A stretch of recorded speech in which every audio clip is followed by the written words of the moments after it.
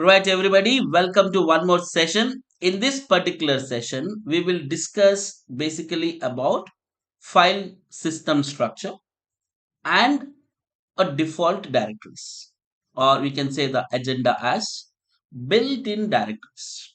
Okay, what do I mean by built-in directories? Let us say if we have installed Windows on our laptop. Okay, now built in there are some directories. So program files is this directory that we have created? No, right? When we have installed the operating system on this laptop, this directory has come. Program files, users, okay, this Windows, these are built-in directories. Similarly, on Linux also there are some built-in directories that we need to understand, and it is very essential for us to learn about that. Okay, because each directory stores some specific files. Let's say the first directory is called as slash boot. Now, what is the data which will be there in this boot directory?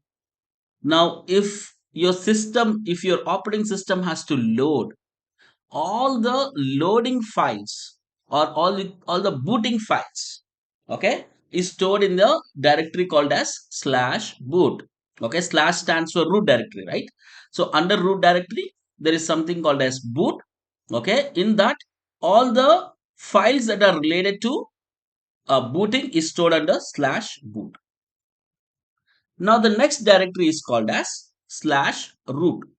What will be there in root? Now what is a root? There are two things, right? One is root folder, another one is root user. Now whatever files, directories that a root user creates, it is stored under folder called as slash root. You can say that the slash root is a home directory for root user. Okay, it is a home directory for the root user. Now the next folder name is called as slash dev. Now what will be there in this? All the system devices information will be stored in this particular slash dev. And what are the uses of the system devices?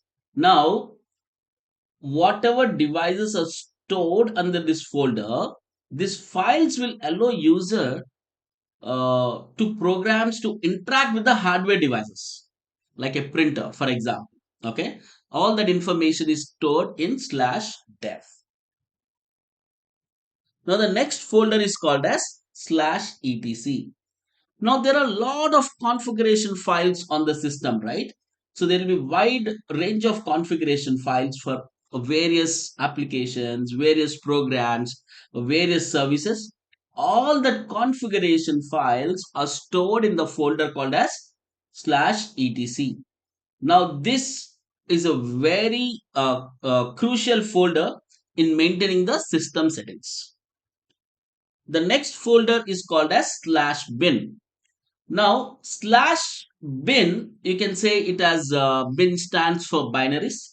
This directory contains all the binary executables that are required for the system for booting, recovery, as well as single mode operations. Okay, so that every day, if the user running the commands, right, all those commands will be stored in this file called as slash bin. That means, let's say we are running a command called as ls. Now where is that command program is stored? That means if I use the command ls, it has to show me the list. Now who is telling that? All that information is stored in slash bin. Okay, now there is something called as sbin. Sbin stands for, you can say, super bin, or the commands that is used by the root user. Okay, or you can say system file commands, all those are stored in sbin. Okay, boot is for booting files, slash root is the home directory for root user, slash dev to store all the system devices, slash etc is for configuration files, slash bin is for everyday user commands, slash sbin is for system uh, commands. Now let us see a couple of more directories. There is something called as slash opt. You can say that OPT stands for optional application software. Now, any additional packages or add-on applications, all this will be stored in this folder called as slash opt. And again, each package can have separate folders under opt. Okay, every application can have a separate folder under opt. The next folder is called as slash proc. Proc stands for process. Okay. Now this is a virtual file system that provides information about the running processes and the kernel parameters. Now in your system, what all processes that are running? How do you see that? In this folder called as slash proc. Now we have next folder which is called as slash lib. Okay, this directories contains the shared information, okay, binary files that are essential for uh, operations that are located in slash bin and slash sbin. So now basically these are C programming files. Now let's say I told that in slash bin and slash sbin there are some commands that you can run, right? So whatever programs related to those commands, all those are stored in this folder called as slash lib. Now the next one is called as slash temp. Okay, slash temp, I mean the name itself says that it is a temporary file. So this directory contains temporary files that are majorly those are cleared when you reboot a system. Now the next directory is called as slash home. So now every user will get one directory under slash home. Let us say there's a user by name Satish. Under slash home, there will be another directory slash home slash Satish. If there's a user by name Raju, the user will have a directory called as slash home slash Raju. So that means every user will have one home directory. And where that user's home directory is stored? Under slash home. Okay, this is a directory for user. Now let's see the next directory. The next directory is called as slash var. Now this directory holds all the variable data like logs, mails, database logs, and other changing files. Majorly if somebody says that, hey, now I want logs, okay, where you have to go? You have to go in the folder called as slash var. For if there are 10 applications are running under slash var, there will be 10 folders. Each application, it will store the logs under that particular folder. The next folder is called as slash run. So now this directory contains runtime data that needs to be preserved between the reboots. Now you can also call them system daemons that starts very early to store temporary runtime files. Okay, whenever you do some reboot or whenever there's some runtime has to data that has to do the runtime, all that information is stored in this run. The next one is called as slash mnt. Mnt stands for mount, or you can say a temporary mount point. Now let's say if you have to give an additional hard disk, okay, that is stored, that information is stored in this folder called as slash mount. And let's say there is another folder called as a slash media.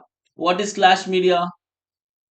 Like a removable media mount points, like an external hard disk, USB drives, disks, any removable disks, right? That is stored in something called as slash media. Okay.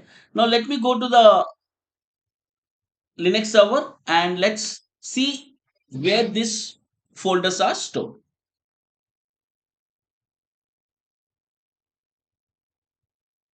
Okay, I'm on my Linux server. Let me do a ls.